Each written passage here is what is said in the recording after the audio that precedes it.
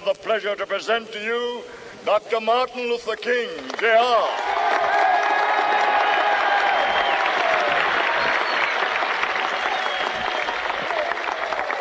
I am happy to join with you today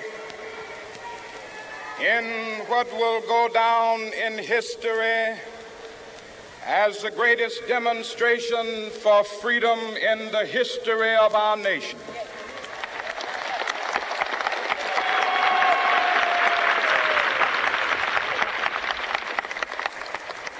Five score years ago, a great American in whose symbolic shadow we stand today signed the Emancipation Proclamation. This momentous decree came as a great beacon light of hope to millions of Negro slaves who had been seared in the flames of withering injustice. It came as a joyous daybreak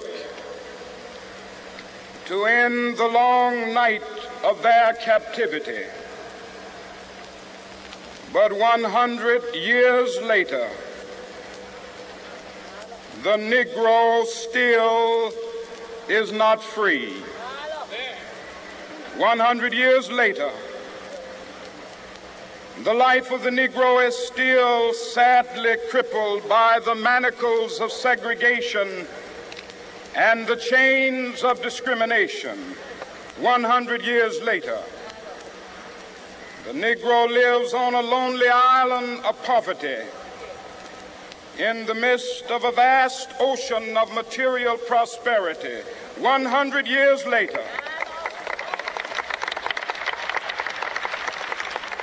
the Negro is still languished in the corners of American society and finds himself in exile in his own land.